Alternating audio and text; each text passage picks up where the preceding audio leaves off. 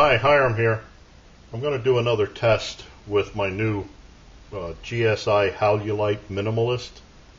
I've had requests to do tests with just about every stove and burner that I've got in my inventory, from the Trangia, the Vargo, or the Venom stove. Had a lot of requests for these. Even the old wick stove that I got on eBay. My wick stove, or wick burner I should say. I have to make a stand for this. And I think about the only jetted center burn stove that I have is this Vargo Triad Titanium Stove. You saw me do a little test on these I guess about a year ago, using my standard pot, the one that's about twice the size of the Boy Scout pot, the tall one. But I thought I'd give this a try today. It takes, if I remember right, about an ounce, fluid ounce of alcohol. You got to load it in here, try to get it into the stove, through a little center hole. I should have used the needle. It's a very slow loader. I'm losing half of this. What happens trying to pour this in, it's very slow going into the hole, so it slops out over the burner.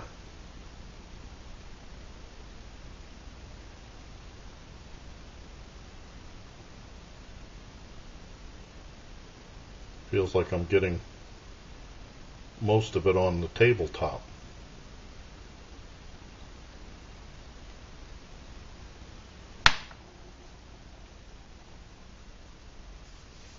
Let me wipe up some of this. Okay, now what happens here, I don't know if you can see this, there's an indent here with a little hole, and then the jets are up on the top. But that indent, that little pool, needs to be full so that it has some alcohol to burn to heat it up. So this is going to be a non-measured burn test as far as fuel.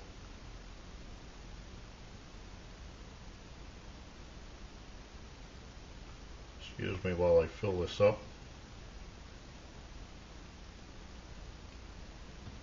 I think that's okay. Now there's a little alcohol setting in there.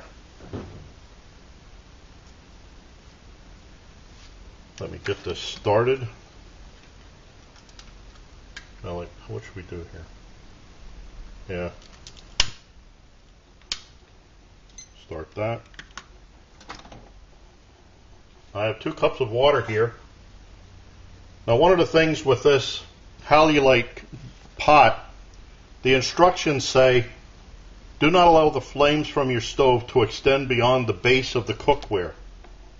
So in other words, it doesn't want the flames to come up the side, because it'll hit the gasket that's on the lid. And I have a feeling that this isn't silicon, so it could melt. So with these tests and stuff, I'm going to try it with with just other things like can lids. They make a nice little lid on this.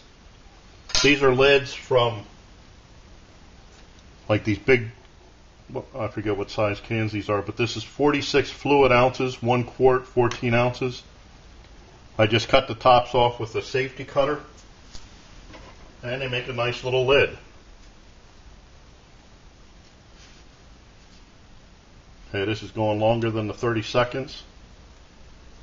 Takes a while for these jets on this thing to blossom.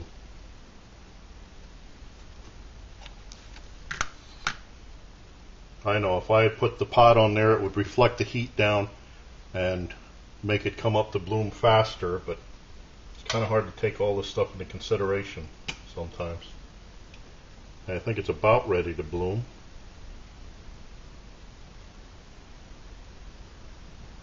There we go. Come on. Sometimes you got to fan it to get the flames. There we go.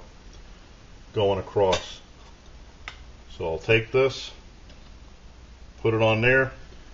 That's a minute, let's say 2-minute head start, and let's see where it goes from there.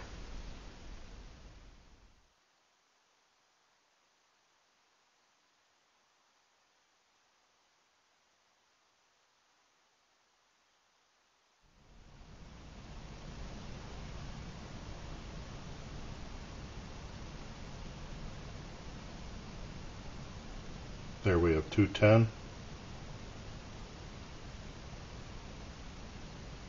211, 212 at 11 minutes 13 seconds. Okay, let me just take this off, see if I can blow this out. Okay, there we have 2 cups of water starting at 59 degrees, room temperature 72, humidity 64%.